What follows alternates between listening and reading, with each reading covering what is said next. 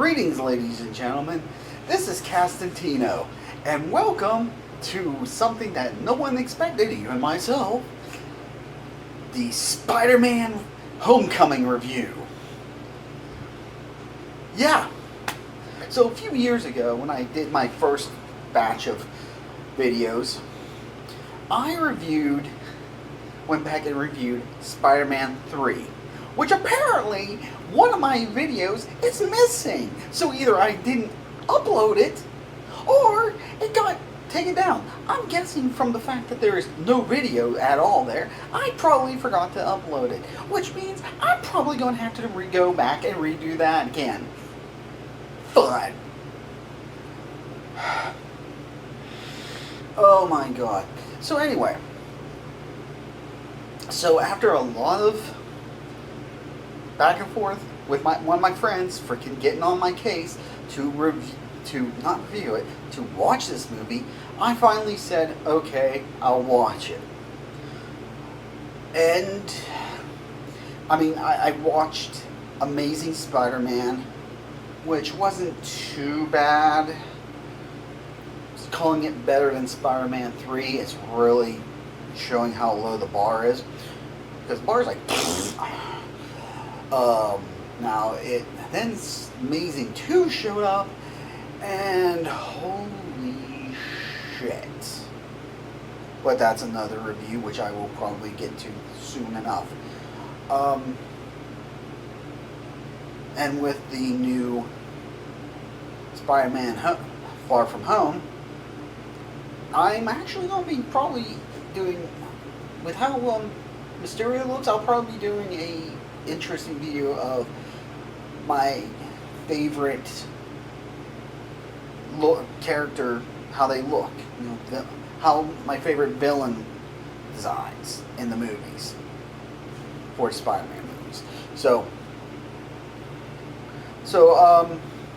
But again, another video. So I finally got around to watching Homecoming. Now, we're going to have to get through the easy stuff because this isn't short. The first part's going to be very short. What I didn't like isn't so much major issues as much as they are nitpicking. Let's get to the very beginning of the movie.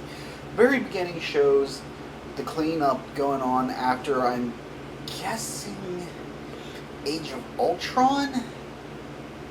Or maybe, I really don't know. No, it wasn't Age of Ultron, it was the original Avengers. Right after the Chitauri invasion, and Adrian Toomes and his group, hired by the city, are doing a cleanup. Then comes probably the most obvious. Oh god, DC, you really should hire this woman, because this woman comes out, I'm saying she's part of something called damage control. Okay, this woman who looks like flippin' Granny Goodness from DC comes out and basically tells Adrian Toomes, yeah, we're taking this over. Damn, I cannot get over the fact. Damage control. I hope they didn't have to hurt themselves to come up with that. Anyway, so it doesn't go over well with Toomes, who him and his crew, some of his crew eventually end up stealing some of the things in that they were cleaning up and build. Toomes gets his vulture wings, but anyway, Michael Keaton does an excellent job. I've seen very few movies. Admittedly, I have seen very few movies he's in. Admittedly, they are basically Beetlejuice, Batman, and this. So, but he has never disappointed me. The man's. So Granny Goodness and damage control. Jesus. God. Really? Really? We just had our first Marvel DC crossover. Oh, shit. I hadn't even thought of that. Fucking. The first. Okay, this is the first nitpick. Because a friend did yell at me for nitpick. My friend did yell at me for nitpicking about this. Because I was getting really freaking sick of Peter's fangasming over Tony Stark. I swear to God, if this guy did not have at least 6 dozen pairs of pants with him, I'd be shocked because he would have messed up. He would have messed up everyone. He was so. It's like, oh my God, oh my flipping God. He was just that. And then when he's like, oh no, we'll call you. You're not official Avenger yet. We'll call you. He's like harassing Happy, which okay. Let's get one of the biggest things. I don't care. Another nitpick I have. One of my nitpicks is I really don't like that. Actually, you know what? Thinking back, I'm not sure how I feel about Tony Stark being the one who made the Spider-Man suit. Like the entire suit. Now, I'm not talking about the Iron Spider-Man. I'm talking the base suit. Yeah, I'm not sure how I feel about that. I mean, overall, he basically plays the part of Uncle Ben, who, thank cripes, is not mentioned in this movie at all. Like, I am so sick and tired of the Uncle Ben thing. Like, they already killed him in... Jesus. 1, 2, 3... Yeah, 3. I think they killed him in 3. I think they killed him in Avenge Amazing. I have to check on that. Anyway, so basically Tony Stark is playing Uncle Ben in this. Minus getting shot. Peter's... it's just one thing after another. He nearly gets someone killed. Trying to stop a bank robbery because he's trying to show off too much. It's like almost one thing. This movie is not hard to go through because it's mostly like Peter Parker in high school, him as Spider-Man being irresponsible as hell because he's trying to impress Tony Stark. And then when he finally does something in Washington, D.C., he screws it up later. We're done with the nitpicking.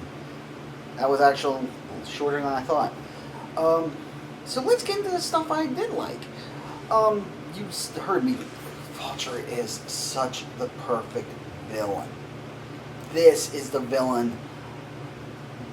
This is a villain I've been missing. This is the type of villain I really wanted. I mean, we had Psycho Green Goblin years ago with the dual personalities with Norman Osborn. But even in the end, he's like, don't tell her, and all that stuff. We had sympathetic Doc Ock, which I really liked that Doc Ock. But, oh God, I wish and they did it in the video game too, where Doc Ock was out for revenge because he got slighted. When what I would really love is to see not so much a Doc Ock who basically gets screwed over by some random business guy like Norman does in the video game, but I want to see an egotistical son of a bitch Doc Ock who's like, he cannot be wrong. He's always right. Screw you. And if, like, I could just picture a scene where he's, Peter Parker like somehow gets into his employ, but he like only tolerates Peter because it's his agent says it's good press, and he's like, yeah, whatever. I just and they've been doing this for like a couple weeks, and then when working on this project, and when the project comes up, and then it gets completely ruined, Ock just freaking flips out, nearly kills Peter in his rage, thinking Peter completely sabotaged him. And Peter's like, no, and he's just like, you've been with me for 3 weeks, and you could have told 3 weeks. You purposely did this to make yourself look better. And he just freaking goes, I want that kind of guy. And what I got with Vulture was so great. You know what? I really enjoyed the Iron Man Peter aspect of it too, which I'm going to miss so much in the next movie, because I am so sick and tired of S.H.I.E.L.D. and especially freaking Nick Fury, because they have put Nick Fury in like every damn movie lately, it feels like.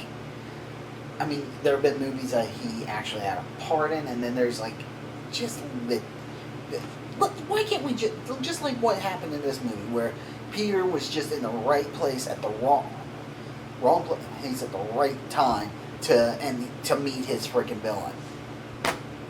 This is how I feel like a Spider-Man should be, but no, we're going to get Nick Fury basically. I'm going to give you a mission, blah blah blah blah, because I'm Nick Fury.